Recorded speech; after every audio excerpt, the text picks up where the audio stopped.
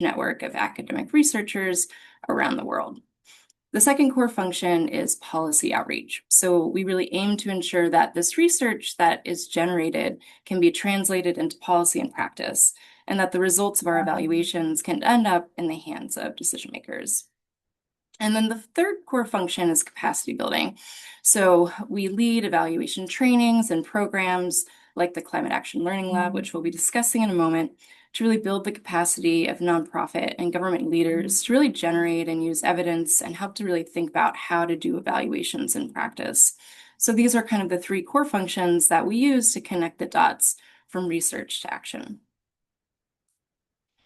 And at JPAL North America, we really see climate as a top policy priority. So as all of you on the call are aware, the US is the second largest emitter of greenhouse gases in the world, and structural discrimination has really led low-income populations and people of color to really disproportionately experience a range of climate change-related hazards, both in the US and around the world. And this includes air and water pollution, loss of livelihoods, increased risk of harm from extreme weather events, and on, right? So reducing greenhouse gas emissions within the US is really essential to addressing this dual global challenge of poverty and climate change. So we all know, obviously, that policies and innovation can really drive changes in energy use and emissions reduction and, improvements in climate resilience. But to kind of ensure that these policies can effectively increase decarbonization and combat climate change, it's essential that they're grounded in solid evidence.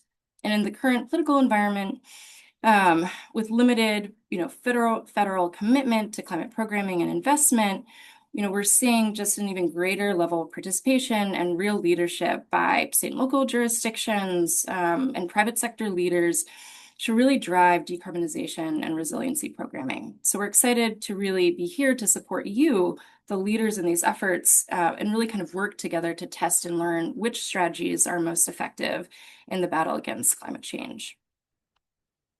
So just briefly, I wanted to outline some of the key reasons why we're focused on evaluation of decarbonization and resiliency programming today.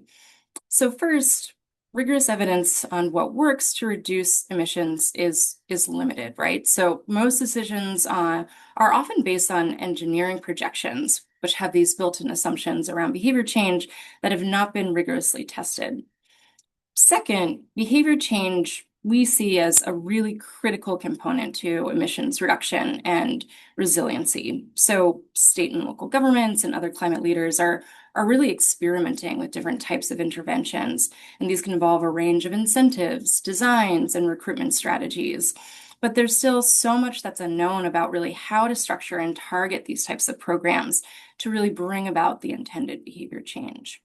So as new programs roll out, we have this opportunity to really proactively embed randomized evaluation, impact evaluation into those programs to really accurately measure their impacts. So as I had mentioned, JPAL is focused on a particular type of evaluation, and this is randomized evaluation. And this is a kind of evaluation that can really help to advance climate goals by helping us understand the policy impacts of decarbonization and resiliency efforts so that funding can really be spent in a way that is both cost-effective and equitable. And we see kind of these three key advantages of climate-focused randomized evaluation. So the first, as I had noted, randomized evaluation can really help to target incentives to maximize behavior change in the most cost-effective way. And a significant amount of funding, especially in the mitigation space, really relies on projections around policy-driven behavior change. So, for example, financial incentives that encourage electric vehicle adoption or renewable energy use and production. And randomized evaluation can help make these financial incentives as effective as possible by identifying how different groups of individuals are responding to those incentives. Second, randomized evaluation can help us understand what we call distributional policy impacts. So while low income and communities of color really have disproportionately experienced the negative effects of emissions, many program benefits, especially those within the clean energy space, have typically gone to high-income households. So randomized evaluation can really help us to understand how policy costs and benefits are kind of experienced across different groups. And better understanding these barriers can really help us to improve both cost efficacy as well as program adoption rates. And finally, by systematically evaluating emission reductions, costs, the distributional impacts of these types of programs, researchers and policymakers and other climate actors can really generate the evidence needed to refine existing program models to really meet targets and to kind of create this feedback loop between prospective analysis and randomized evaluation to kind of strengthen the credibility of programs and inform a lot of the projections that we use in this work. So with that, I can hand it back over to Kate. Thanks, Erin. Great. Yeah, so I'm now going to pass it over to Gordon for a brief presentation on our recently published climate action evidence review. But I'll first share a brief introduction to Gordon. So Gordon McCord is an associate professor at the University of California, San Diego in the School of Global Policy and Strategy. And he works on economic development, public health, and environmental sustainability. He has extensive experience providing technical advising to governments in meeting sustainable development goals and is part of JPAL North America's Economics of Decarbonization Working Group. Gordon and his co-authors recently published an extensive literature review synthesizing climate action research, and he will now present on the literature review and the JPAL evidence review, which is an executive summary of the white paper. Great. Thank you, Kate, and welcome, everyone. It's a delight to be able to talk to you. So the motivation for this literature review is twofold. First, that it's really state and local governments leading the charge in the U.S. on, in lots of ways, on climate change mitigation. And so many jurisdictions now have climate action plans. Around half of the 50 largest cities in the country have climate action plans. And so really, there's a lot of effort going into formulating and executing policy on climate at state and local level across the country. At the same time, however, there's realization on our part that there wasn't a prior meta-analysis or a literature review that laid out all the evidence that we have for what local climate actions work, which ones don't work so well, and what are the different cost effectiveness of different possibilities that local governments could pursue in terms of climate action. And so we thought it'd be ideal to have a single place where state and local jurisdictions could see a compiled evidence base of what works and what doesn't work across the domains of local CAPs. So we prepared a literature review bringing all of this information together. And as Kate said, JPAL has now published this as an evidence review, which is kind of an executive summary that synthesizes all of those dozens and dozens of studies that we went through and helps identify high priority areas for future evaluations where we really need more evidence before we know whether something works. So what's included, we cover 5 sectors that are very common across the climate action plans that we looked at across the country. These sectors are energy efficiency, transportation, agriculture and conservation, water and wastewater management, and solid waste. We covered 161 evaluations in this evidence review, and we used pretty strict evaluation criteria for the quality of the evidence that we wanted to include. The first, that this work had to be published in a peer-reviewed journal, so we only considered studies that were peer-reviewed. Secondly, they had to have been conducted in high-income countries to make them applicable to the US context, and rather recent. And so we only considered work published after the year 2000.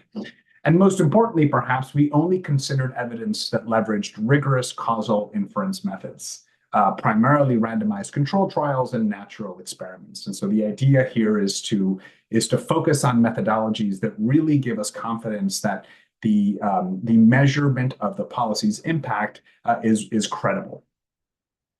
So a bit more specifically, in the energy efficiency and renewable energy space, we covered about 80 studies from energy efficiency in the built environment and renewable energy production and policies around that. In transportation, around 30 studies met our criteria. They focused on fleet transition, public transit, tolls and congestion pricing, and nudges. In solid waste, we covered also around 30 studies, and they covered policies from unit-based pricing to single-use plastic bans, organic waste bin provision, and behavioral nudges. Water and wastewater, we found far less evidence than some of the other sectors that met our criteria. And so it's only about 10 studies we found, and they focus on home weather reports, rebates, and incentive programs, as well as peer effects and dry landscaping. And lastly, on agriculture and conservation, also quite sparse in terms of the existing evidence base for behavioral change in this domain. Only about 10 studies that cover agriculture, land conservation programs, and incentive programs for carbon farming practices.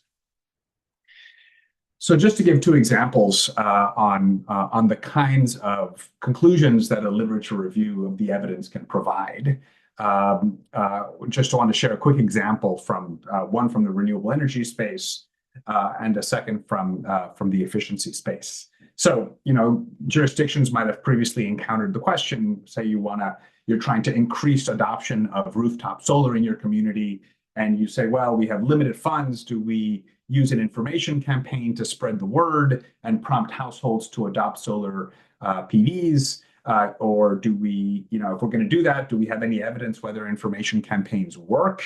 What aspects of the information campaign matter? Does it matter who the messenger is? Does it matter what you put in the information campaign? What kinds of messages work better than others?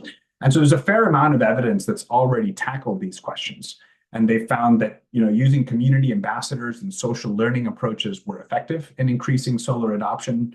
Sharing green reports on social media also was effective in increasing interest in adoption. When comparing across different messaging strategies, messages that were self-interested, getting people to think about the benefits to themselves, whether financially or otherwise, were more effective than appeals that were more pro-social. Kind of adopting PVs for the broader social good was a less effective message than one that focused on self-interest. And overall, these information campaign programs were effective at increasing interest in renewable energy and in boosting installations across several messengers and select messaging strategies. Another example is in energy efficiency.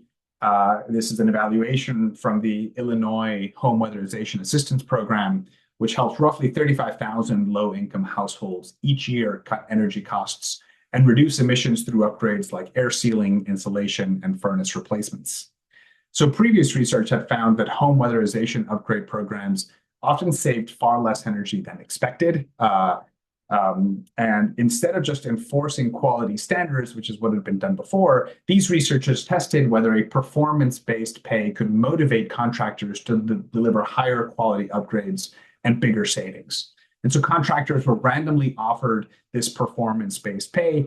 It was as little as 40 cents per unit per air sealing achieved beyond the target for air sealing jobs. And offering this performance-based incentive to contractors doing air sealing retrofits made homes more airtight by 5.7%. It reduced costly callbacks by 37%, and it cut household energy use by about 5.5%. And since retrofitting is a key strategy for reducing emissions and improving energy efficiency in homes and buildings, these results point to a promising way to increase the program's impact through focusing on the contractor's incentives. So these are just two examples of where kind of bringing together the evidence can help inform how jurisdictions like yourselves design your programs. And so a large focus of literature review is on kind of what remaining research questions have yet to be answered by rigorous evidence. And there are a lot of them in the local climate domain. So just wanted to put a few examples out for today. So for example, do streamlined permitting processes increase adoption of solar PV? And if so, what steps in the permitting process should be streamlined? Another is, does charging access in multi-dwelling households increase electric vehicle adoption? Do incentives for community gardens lead to greenhouse gas emission reduction? Can pro-social informational nudges increase waste diversion behaviors? Do incentives for water-saving appliances induce adoption among households that otherwise would not have purchased them? So these are just examples of questions that we've identified where there are gaps in the literature, and we can't really say whether we know for certain that a program is effective or cost-effective at reducing emissions. And the truth is that for many common climate actions, we really don't have substantial evidence on their effectiveness on mitigation. Large gaps remain in all 5 policy areas, meaning that there are many opportunities for new research to contribute to our collective understanding of accelerating decarbonization. So how can this literature review help you in your work? and we hope that it can be useful in a few ways. So first, identifying climate actions that could generate the largest returns on emissions reductions for your jurisdictions and your climate action plans is of course, the principal idea. What has the most evidence that it's going to work and that you might want to put more of your efforts into? Secondly, the literature points a bit towards the equity considerations of common climate actions and how researchers approach them when designing and interpreting evaluations. It can help you understand key gaps in the evidence base related to common climate actions, as well as where we need more evidence. It can help you consider how your organization or jurisdiction could contribute to the evidence base through programming that's well suited for an evaluation. And hopefully, this kind of tool can help you consider apply to the Climate Action Learning Lab, which Erin will talk more about in a bit. And in that programming, participants will dive into these resources like the evidence base that I've just described in an instructional way. You'll be guided through understanding the specific findings and even getting an exclusive opportunity to engage with our very own climate action chatbot. So we spent a lot of time training an AI explicitly on this resource and of all the 160 or so cited papers, so that you as a jurisdiction can engage with an AI that's specifically trained to help you think about the evidence for effectiveness of different climate actions. Back to you, Kate. Thanks very much. Great. Thanks, Gordon, for the overview. And I'll have a few questions for you on the evidence review. To begin, I'm curious how you and your co-authors are thinking about the generalizability of the findings in the evidence review and literature review. I know there's a lot in there, so we can't get into specific findings, but for the jurisdictions who are listening, how would you suggest that folks think about applying and generalizing the takeaways of the evidence review to their understanding of climate action effectiveness? Yeah, I think it's a great question, and always a degree of curiosity is healthy. So even if you have 1 or 2 or 3 studies across different cities in the US, you might ask, how do those cities compare to mine? And are those contexts similar enough to my context such that the effectiveness of that program over there is going to be the same as the effectiveness of the program over here? And so some amount of curiosity is healthy. The easy answer, of course, is let's do more experiments. Let's confirm whether, in fact, these effects that we saw in these other places we're seeing everywhere in the country.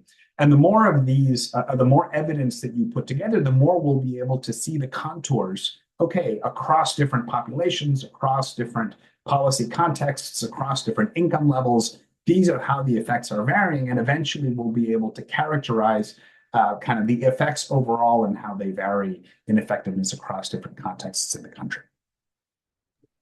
Great.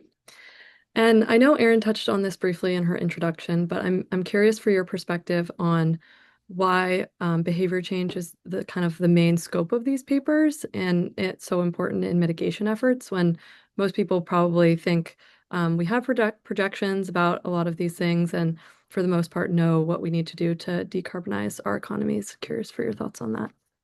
Yeah, the short answer is that there are a lot about human beings that we don't understand. The engineers tell us how the technology will change things. If you put a solar PV on your house, this is how much energy it's going to produce in a given weather profile. That's given to us by the engineers. We don't need a randomized control trial for that.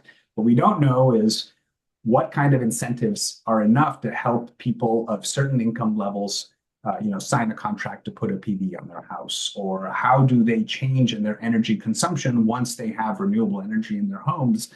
People might change how they behave in terms of their consumption of energy. There's a lot of parts about human behavior where we have a lot to learn, and at the end, they're quite consequential for how these technologies end up reducing emissions. Great. Thanks, Gordon. We're now going to move on to our panel discussion featuring the Orlando Utilities Commission Electric Vehicle Rebate Program. And while Erin pulls up the slides, I'd like to briefly introduce the rest of our panelists. So we are joined today by Brittany Sellers, Pete Westlake, Ben Harris, Erich Muehlegger, and Gordon McCord. Brittany is the Assistant Director of Sustainability, Resilience, and Future Ready Initiatives for the City of Orlando, driving action to meet the city's ambitious climate goals, creating the city's first resilience plan, and smart cities efforts to bridge the digital divide. Pete has recently retired as the manager of new products and services at the Orlando Utilities Commission, which serves electricity and water to Orlando and parts of Orange and Osceola counties. Ben is a senior product analyst with OUC's new products and services team. He focuses on evaluating energy efficiency rebate programs for effectiveness and measurable impacts, and he is currently leading the development of OUC's low and middle income EV rebate to improve transportation affordability and advance equitable electrification in the community. And Erich is a professor of economics at the University of California, Davis, and a part of the J-PAL North America Economics of Decarbonization Working Group. His research interests include industrial organization, public finance, economic regulation, and environmental policy. And with that, I'll pass it over to Ben and Erich, who are going to share more about the EV rebate program in Orlando to set the context for our discussion today. Thank you, Kate. So we'll go ahead and move to the next slide. So our electric vehicle programs OUC currently offers our electric customers are a $200 bill credit for purchasing or leasing an electric vehicle, a one-time $50 gift card for test driving an electric vehicle. After evaluating our programs, though, it became apparent that our rebates in and of themselves were not actually driving EV adoption. Based on our market research, the majority of our $200 EV rebate redeemers fell in the $60,000 to $100,000 a year household income range, which means this $200 EV rebate was not the deciding factor in purchasing the vehicle, and in and of itself has become a free rider program. So when we compared the $200 EV rebate redeemers to overall EVs inside OUC's territory, only 9% of all EV drivers in our territory have claimed the rebate. The $50 test drive rebate is effective with an approximate 30% conversion rate on folks who actually test drive an EV tend to buy an EV, but it is administratively burdensome to manage. And then also after evaluating our programs, we noted that our current EV rebate structure does not encourage a low or moderate income customer to consider an EV purchase. The LMI EV rebate is intended to address a very specific gap that we've identified in our EV adoption. So while EV ownership has grown quickly overall, that growth has not been evenly distributed, largely due to affordability challenges. For low and moderate income customers, the upfront cost of purchasing a vehicle remains a meaningful barrier, even when the long-term operating costs are lower for electric vehicles. So this rebate is designed to improve access by focusing assistance where cost barriers are the highest, rather than applying a broad incentive that has the potential to end up as a free ridership. So at a higher level, this represents a shift in how we think about EV incentives. Instead of prioritizing participation volume, the goal is to provide targeted support that aligns with equity objectives while still advancing transportation electrification. By improving access to EVs for income-constrained customers, the program supports more stable transportation costs for households and helps position EV adoption as part of OUC's long-term electrification strategy within our own service territory. And then the way this program is structured, it's a point of sale rebate. So the customer receives the benefit immediately at the time of purchase. So we are participating in this being like a down payment assistance. So participating electrified dealerships are enrolled in our preferred contractor network, which allows them to apply the rebate directly during the sale transaction. So rather than creating new income definitions for this program, we do rely on the same income tiers already established under our Efficiency Delivered program, which is a program focused on home envelope improvements where a customer's out-of-pocket expenses are tiered based on income. This keeps our new EV rebate consistent with current programs we already have in place. And if the income tiers for Efficiency Delivered change, the LMI EV rebate tiers will also change alongside them. Income eligibility is verified during the normal loan qualification process. So folks have to qualify for the loan. They have to show proof of income when they apply for a loan. The dealerships will confirm their income. They will confirm that they are an OUC electric customer. And if they meet those thresholds, they can either qualify for a $2,000 or $1,000 instant rebate, which they can use as a down payment for their vehicle. After the sale, the dealership invoices OUC and submits the required documentation, including income verification and account information, and that creates a clear and auditable reimbursement process.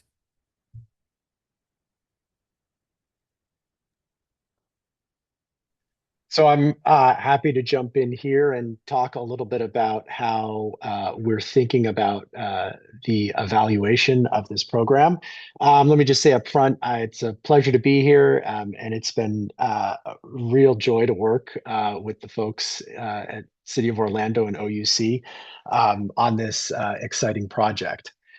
When we think about sort of evaluating a program like this, what we're really interested in trying to think about is both sort of the cost efficacy of these programs, how to make these programs as effective as possible, but also thinking about some of the equitability concerns that are very prominent when we think about electric vehicle adoption.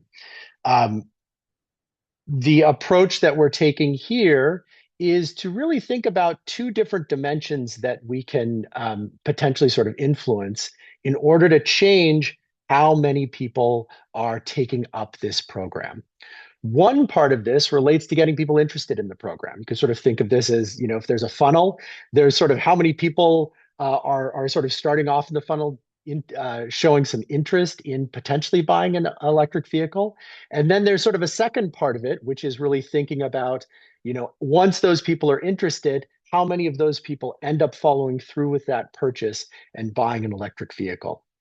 And so the way we've thought about the randomization, the evaluation here is really a two-step approach designed to sort of evaluate what types of approaches are effective at both sort of the getting people interested stage and sort of the stage at converting those people who, once they are interested, into people who are actually buying electric vehicles.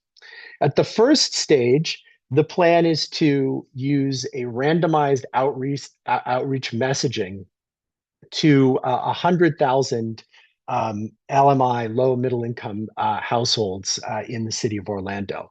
So the approach here is to basically send targeted email and advertising to these households, informing them about the details of this program and giving them a way to potentially signal whether or not they're interested in potentially exploring the program more or potentially sort of applying for the program. The value that this really provides is it helps us understand what are the different levers that we could potentially pull, which help people get interested in these programs and help people sort of learn about these programs, which is central for thinking about who ends up participating in these programs. The second stage of the randomization is once people express an interest in the program, we verify their eligibility, we'll randomize sort of two different features of the program. So one is that in addition to the subsidies that are offered by OUC in the city of Orlando, there will be some additional subsidies that we will top up, which will give us some information about how people respond to receiving slightly larger versus slightly smaller subsidies.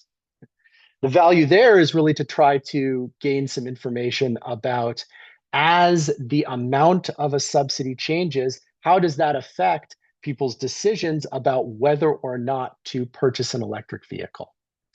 We'll also be varying some other features of the program, some non-monetary pieces of the program that we think are also important. One of these features is going to be whether or not the dealerships themselves have information about the subsidy for individuals who are coming in to potentially purchase a vehicle. As Gordon sort of mentioned in the context of energy efficiency investments in homes, what we often see in other settings is that it's not just sort of information on one side of the market, which is important, but it's giving information to both the buyer and the seller that a subsidy might be available. And so the goal here, just as we would potentially randomize the amount of the top-up subsidy that's available to change how much money different households might receive from purchasing an electric vehicle, we would also randomize sort of whether or not the dealership has information that that household has access to that subsidy when that household is coming in to purchase a new vehicle. Ultimately, the goal of this is to both understand that pipeline, to understand sort of what are different levers which cause people to sort of enter the pipeline, to start to consider to purchase an electric vehicle and to potentially learn more about a program, but also to understand what levers help help sort of move people from that application stage through to actually purchasing an electric vehicle.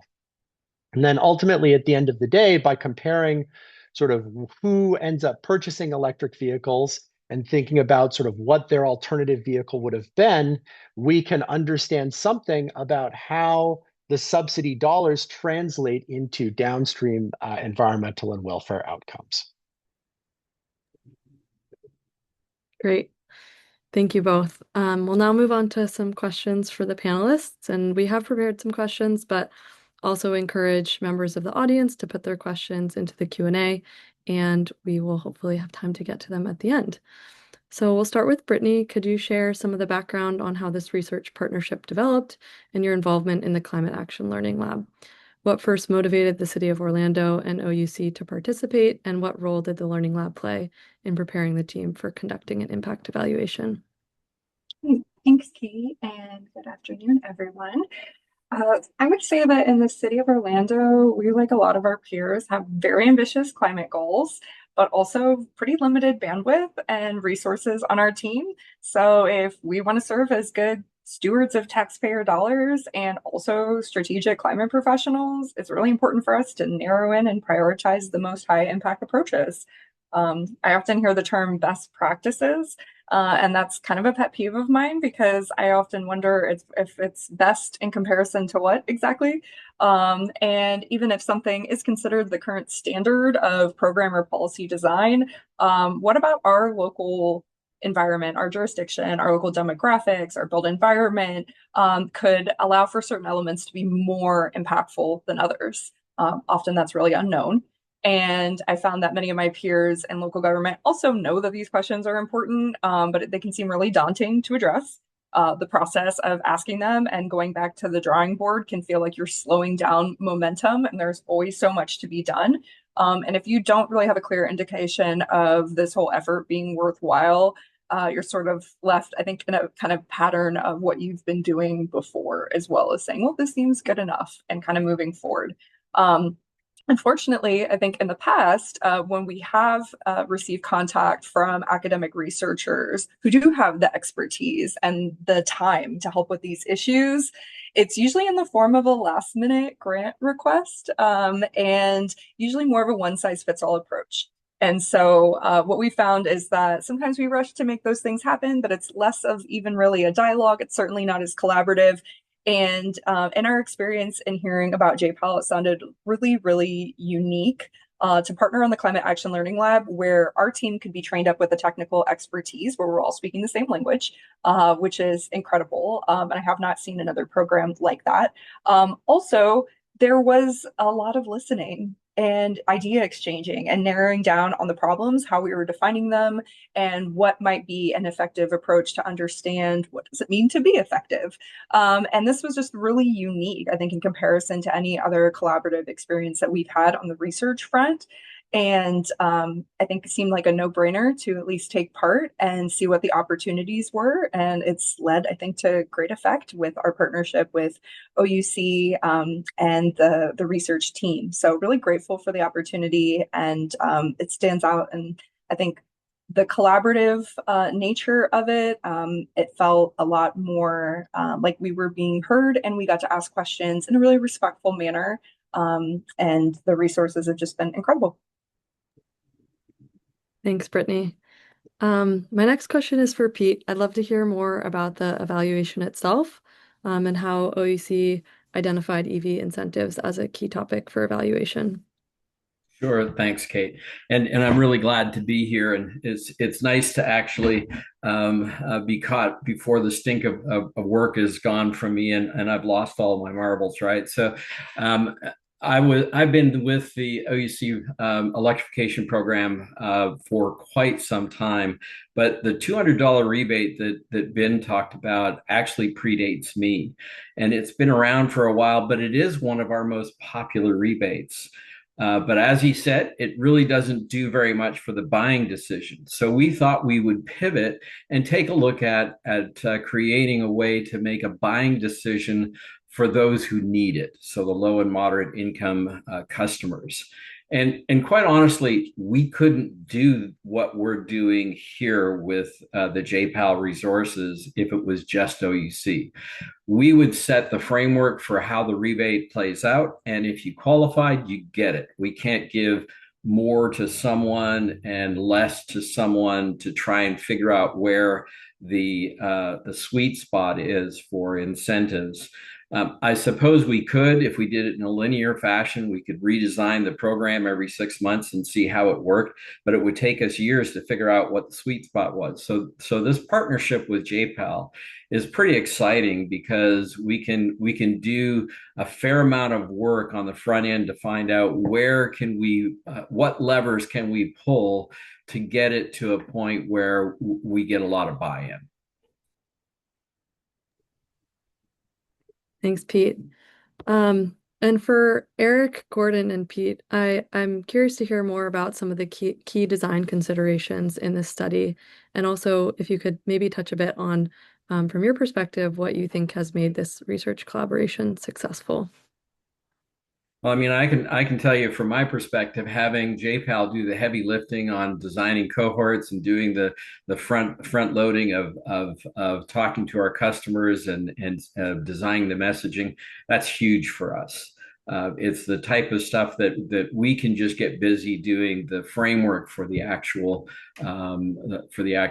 work, and not to mention the analysis. I mean, I've done correlation analysis before, and it's not the simplest thing to get by. So doing all that it's great. I would say from a collaboration perspective, I'd just like to echo what Pete and Brittany have sort of said. I think this has been a really fruitful collaboration.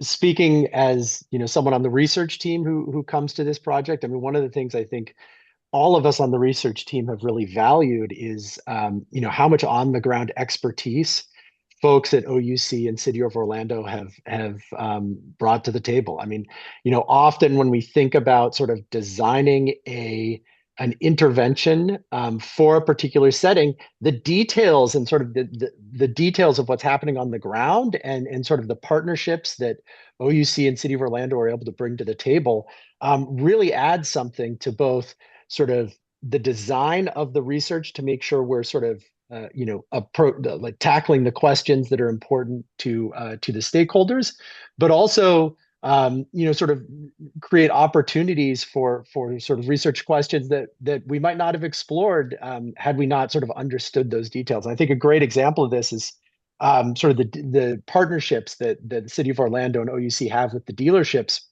really opened up this avenue of exploration where we really started to think about, well, could we provide information to try to, get dealerships in to help them sort of with this question.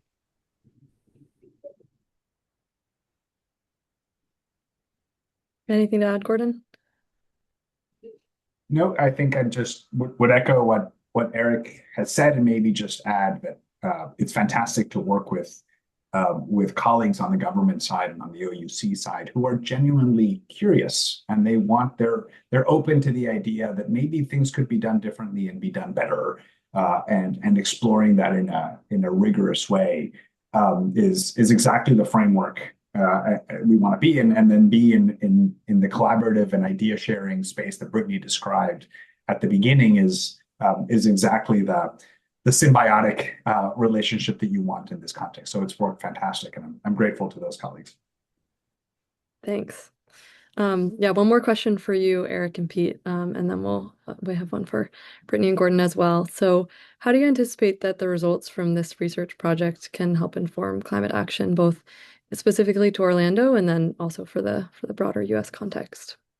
So there are 3,000 utilities, give or take, in the United States. Every one of them has to serve electric vehicles.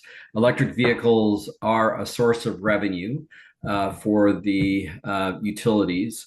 And we are all in the business of going ahead and doing this wonderful thing that we can encourage adoption of an electric vehicle, which is going to impact climate change, but it's also going to improve the bottom line for utilities.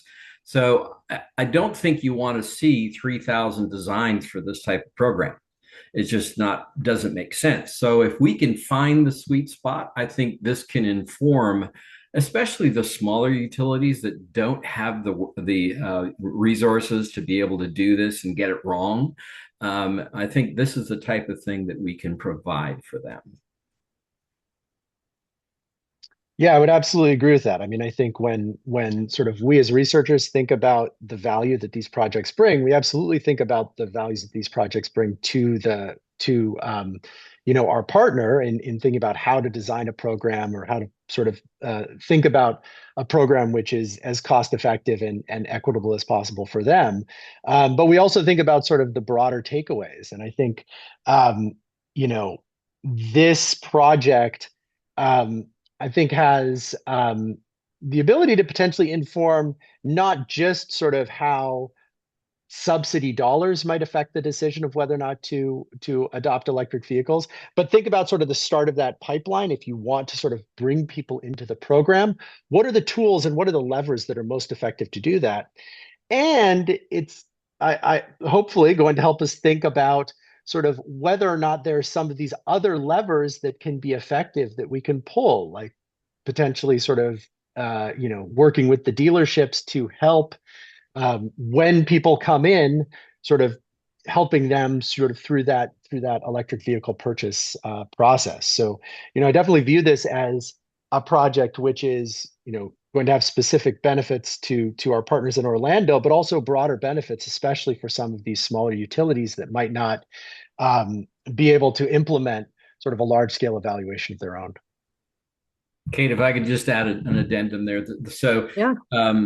I think the timing is right here. Over the next 2 to 3 years, there's going to be a huge influx of used vehicles, which are positioned for low to moderate income adoption. So we get this right in the next 6 to 12 months. It's a program that could be developed and put in place to aid in the distribution of those vehicles that are coming into market. And it's a pretty significant chunk of vehicles that are coming in. Yeah, that's a great point. Thanks, Pete. Great. And then for Brittany and Gordon, what advice would you give to other climate leaders who are interested in incorporating a more evidence-based approach into their work? I would say first and foremost, something that I always advocate for is to talk with your peers and reach out across the various networks that we have to gather not only the kind of high level overviews of what goes into a program, but the evidence behind its design. If there's a standard, when did this trend start and why are we continuing to follow it? And if you're struggling with that there, I would say also getting familiar with Google Scholar and reading through peer-reviewed research on the topic. It's something everyone could benefit from doing more regularly. Check out the evidence review shared today. If you get to the point where you're starting to find a gap between what's currently out there and the problem you're trying to solve, that's where things get really interesting. Consider what would help you actually answer that gap if you're not finding the answers out there, if you're not finding enough evidence behind it. And in that case, I would definitely say reach out to the JPAL team, see if there could be a fit there. At least share your feedback, even if there isn't, so that we can all kind of continue to share the wealth about what high impact strategies are out there, how we can help to design them better, and how we can all benefit from each other's learnings.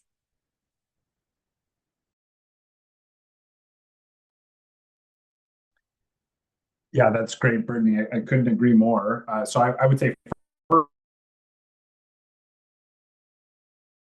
if you're a jurisdiction, thinking about yourself on the back, because having worked with a lot of governments that are, overburdened and stretched too thin, things are kind of done by momentum because there's no time to really sit down and think carefully about what's the right way to build things. And so I would give maybe two pieces of advice that echo Brittany's. The first is leverage the knowledge institutions, your local universities across the country. Some of this work around that Brittany suggested, digesting the peer-reviewed scientific literature to help you in program design, that's what academics are here for also. So leverage your local universities, reach out, say that you want some help in thinking through policy design, and maybe they can be useful in that process. And then secondly, I think join us in the humility of knowing that there's a lot of things about climate policy that we don't understand yet in terms of what works and what doesn't work. And if you're interested in helping fill some of those knowledge gaps for the benefit of your jurisdiction and all jurisdictions across the country, find a vehicle and build opportunities to learn inside your own programming. The JPAL Climate Action Learning Lab is a fantastic example of that vehicle. But whether it's this one or a different one, just take an attitude of let's build learning into our climate policies when there are policies for which the evidence base is thin or non-existent. Great. Thank you both. I love both those answers. And unfortunately, that's all we have time for right now, but we'll get to some audience questions in just a moment. So I'm going to pass it back to Erin for a brief presentation on the upcoming Climate Action Learning Lab opportunity, which we've mentioned many times. So here it is. Great. Thank you, Kate. And thanks so much for that conversation. It's been just fantastic working with this group and really identifying this opportunity for evaluation together. So I wanted just to spend a couple of minutes at the end here to introduce the Climate Action Learning Lab. And this lab really was developed through many conversations with local decision makers and partners because we recognize that there are quite a few barriers to implementing an impact evaluation. They can be challenging to prioritize. They require team capacity building and support in really identifying a testable policy relevant research question. And, as many folks were kind of speaking to, it can be just difficult to find and partner with researchers to support this type of evaluation, design, and implementation. So this is kind of why we designed the Climate Action Learning Lab the way that we did. It's a free program that aims to address these barriers pretty much head on. So the lab is designed to support climate leaders in really building skills and knowledge in evidence generation and use. And this includes reviewing and applying research insights from things like the evidence review, to learning lab participant contexts and programs, and then to really identify priority research questions that can guide evidence building and decision-making practices. So there's kind of these four components to the offerings. Broadly speaking, this is a 12-week program that runs from May to August of 2026, and these offerings require about 1 to 2 hours of time per week. So the first area is around training. Participants engage in kind of a series of virtual learning sessions on, key evaluation concepts like why and how to randomize, change frameworks, and evaluation designs. We also introduce learning agenda frameworks to kind of show how to scope programs for rigorous evaluation opportunities. And then, of course, as we've mentioned, we do a deeper dive into the evidence review to kind of tease out those policy insights. We also offer, some periodic peer learning sessions with other climate leaders in the Learning Lab cohort to really share questions and insights and just kind of help build more of a cohort to have shared experiences around the design and use of impact evaluations. And to support participants in really applying insights from training and peer learning sessions to their local contexts and programs, JPAL staff provide this kind of customized one-on-one strategy sessions with participating jurisdictions and organizations. And then finally, the goal here is to actually kind of facilitate connections with JPAL academic researchers. So I think Gordon and Erich are representatives of this broader economics of decarbonization working group that's been really active over the last few years. And, there's many more researchers in this space who have a lot of expertise in rigorous evaluation and climate evidence. And these researchers are really interested and invested in working with leaders who are implementing climate policies and programs on the ground.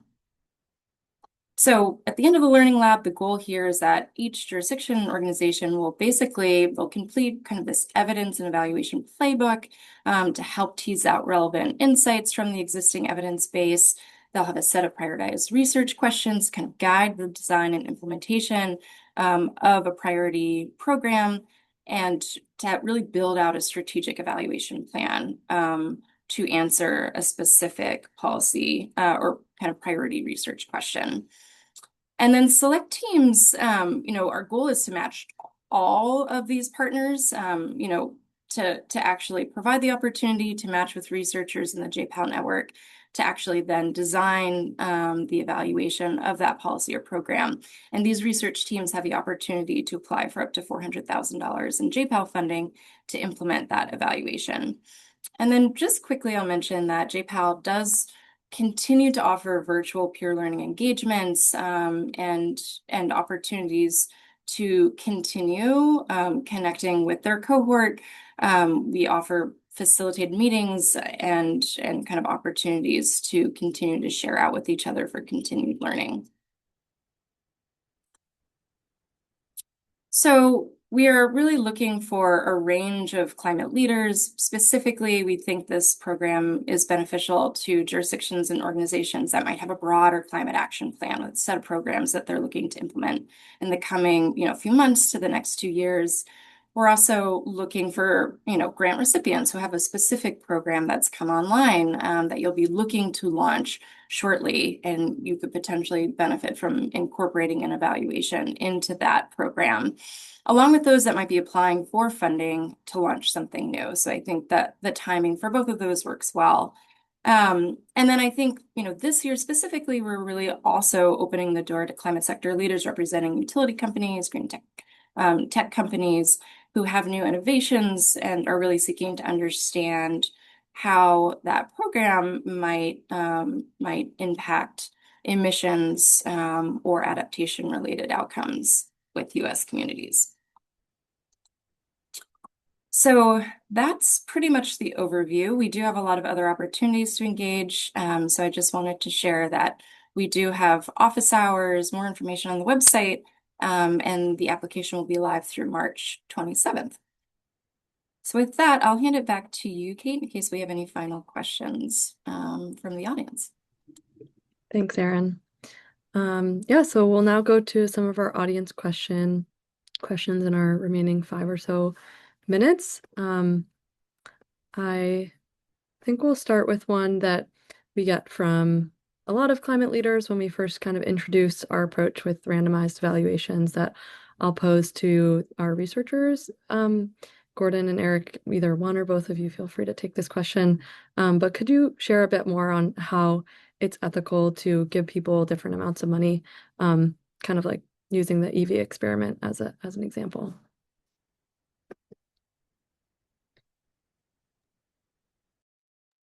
Erich, do you want to talk about that in the EV experiment context? Sure. I mean, I think, often when we think about these kinds of experiments, the important feature here is that we're randomizing sort of availability, in this case, of the top-up incentive, sort of that additional amount of money that might be available to a given household.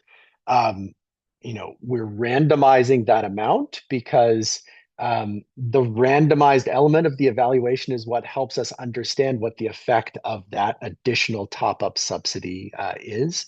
And so from the perspective of sort of ethics, the randomization there is giving sort of each household that has applied an equal chance to have access to that subsidy. And I'll just say a few things more broadly. I think this is obviously a key question and a good one to think about. And the answer depends a little bit on the context. There are some contexts where, the government or the funder has limited funds. The program is oversubscribed. And so with those limited funds, you cannot help everybody who would like to access the service. And so in that context, it's ethically not, not difficult to think about randomization, because if you have 1,000 people who would have qualified for the program, you only have money for 200 of them. Randomly allocating the 200 across that population of 1,000 people doesn't hinder the total number of people being helped. And so often with oversubscribed programs, that's a very easy context for randomization. Doesn't put researchers or the service provider into any uncomfortable questions. Thanks. And maybe Erin, just quickly, since I know we're almost at time, regarding the Learning Lab, I'm curious if you can share a bit more how folks who maybe don't have a specific climate policy or program in mind, if they should still apply, and how a team might kind of engage with the Learning Lab to determine which types of evaluations are most critical to pursue. Yeah, thanks for that, Kate. And I think we've designed this program so that we've kind of factored in different kind of scenarios for prospective partners. So folks who come in with a very specific evaluation opportunity in mind receive kind of specific supports from JPAL's staff and kind of engage in the programming in a particular way. We've also had participants come in with just a broad climate action plan, many, many different actions with no real sense of what to prioritize, how to even consider, identifying projects to evaluate. And we've designed the programming to kind of provide a filter, some of the key factors to consider when thinking through what your evaluation priorities might be. And a lot of that is kind of informed by a learning agenda. So helping to provide some language around, what evaluation questions you could ask about your projects, which ones might be highest priority for your team to inform how programming moves forward. And we've found that some of the members in the inaugural cohort actually were quite successful in narrowing down from a very large number of programs to a final project that ultimately moved forward, and we're looking to design. So I think there's kind of a lot of different ways teams can be successful, and we encourage folks who do have a broader set of projects that they're considering to enter in to help with that kind of vetting process, if you will. Great. Thanks, Erin. Hopefully it's helpful for folks listening in on the call today. But I know we're at time now, so thank you everyone for joining us today. My colleague Laura just put a few links in the chat for y'all to learn more about many of the resources and opportunities that we talked about today. And we also have a feedback survey linked in the chat. And then I think Erin's pulling up the QR code as well, if you have feedback that you'd like to share with us about this webinar. And lastly, if you have any questions about the Learning Lab opportunity, please get in touch. The applications are open for the majority of this month, so we'd love to hear from you. Thank you all.